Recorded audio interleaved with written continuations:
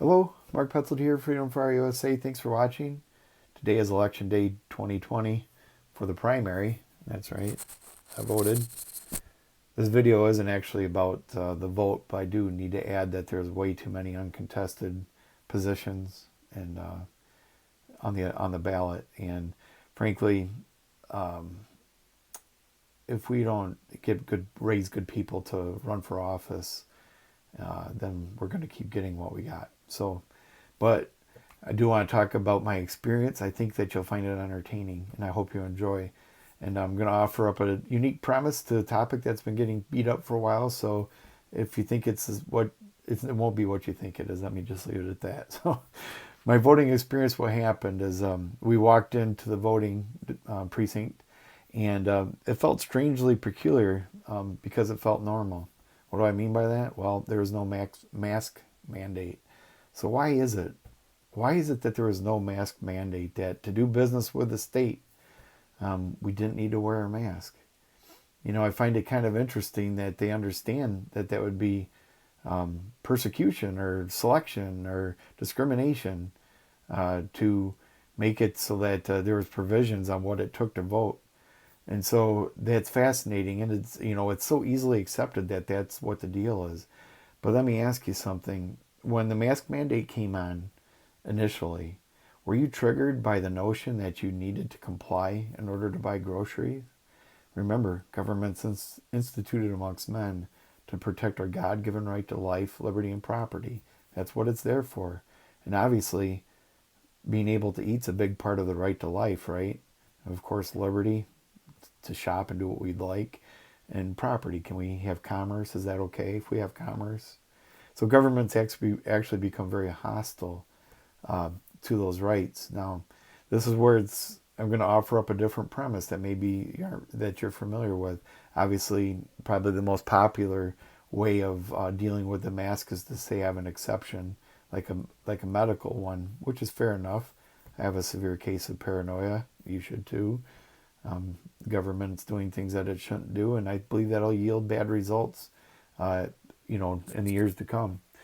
But here's another consideration, and I think this is actually strikes to home even a little bit better, because honestly, there are people that really struggle saying that they have a health issue when they don't feel like they have a health issue, even though there's the paranoia element. And so try this on and see what you think.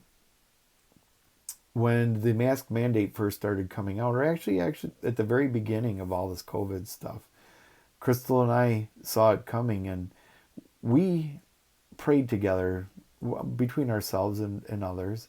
We gave our fears to the Lord.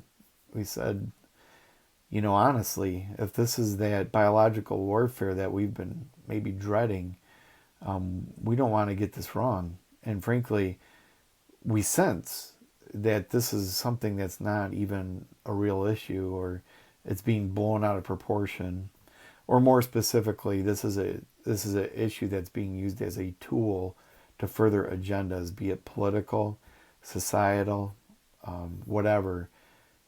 It felt like a tool, but we still had to deal with that fear of the gas handle, of the germs that we come in contact with. We prayed, and we understood that verse that says God has not given us a spirit of fear, but of power, love, and a sound mind. We embraced that. And so when the governor, or when the business owner that embraces the false law, that's not a law, but they embrace that, and they come at you and they say you need to comply. What they're asking you to do is say, you know what, you need to cast your faith, you need to put your faith aside, and you need to embrace this here. And what this is it's not really a mask. It's the spirit of the age that is so prevalent around. Frankly, the spiritual warfare is, who's sovereign in in our society and in our nation? Is it God, or is it government? Frankly, the narrative that's being put forward is that basically you can look at history and understand that these viruses have a natural flow to them. They go exponential. try as you like, but you can't stop what it's going to do. It started with one person, and so in theory, it just takes one person not wearing a mask correctly. If the mask was indeed effective, which it's not, but give them the premise that it is, it still just takes one person for it to keep spreading exponentially. Again, that word is exponentially. It's like stopping the tide from coming in with a 5-gallon pail. You can't stop what nature has happening. Okay? The narrative is, though, that the government can do these things, and it can't. And frankly, as herd immunity starts to happen, what my concern is that they're going to start adopting the narrative that the mask mandate and the social distancing and all these measures that government brought into place is why COVID subsided. And it would have happened on its own.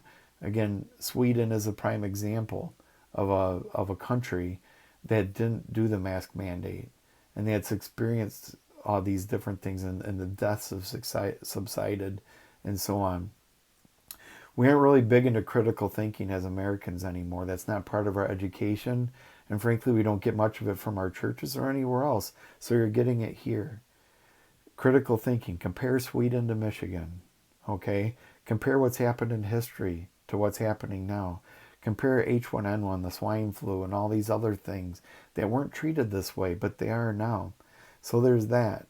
And so, the question is what's going to happen after November 3rd? A lot of people see this thing as purely political, and I'm going to tell you, it's self-evident that politics is in play here, right? There's people that really don't like America. They want to see America fail, and that's thrive on failure to further their narrative. That is the whole Democrat Party, okay? Let's just be honest about it. Now, the Republican Party isn't really salt and light here either, okay? But what's going to happen after November 3rd? A lot of people think it'll go away. Now, here's a premise I want you to hold on to, okay? Stick with me here. Back in the 70s with Roe versus Wade, the moral majority got a cool political tool called life and fighting abortion. And these are our pro-life candidates. So you're only going to vote on one issue.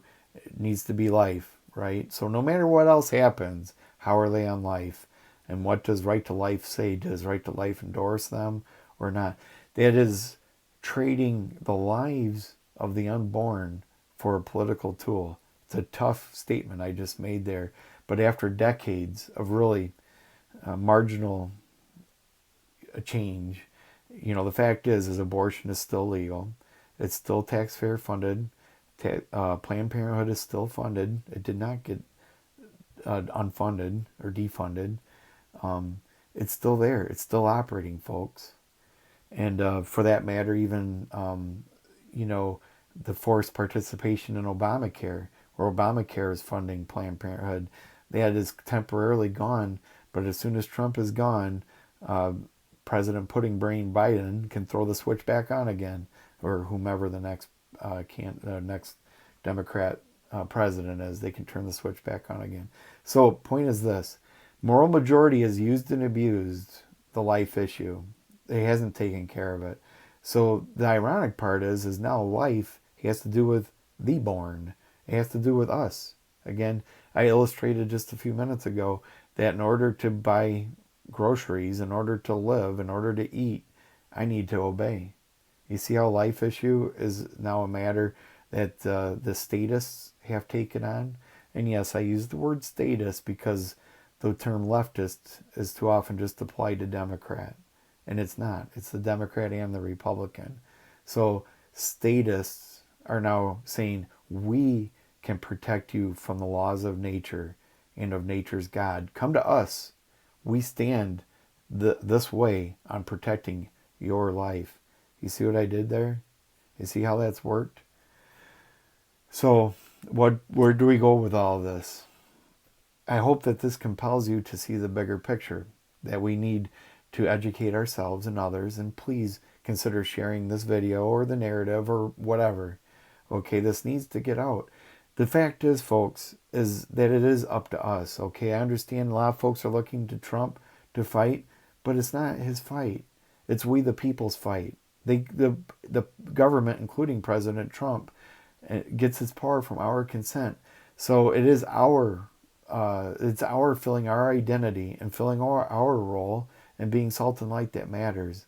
And so it is awakening amongst the people that matters. So I hope that this narrative helps pull the wool over off your eyes, if you will, and that you see things perhaps a little bit different. And I do have a great deal of faith that God works through what the devil means for bad.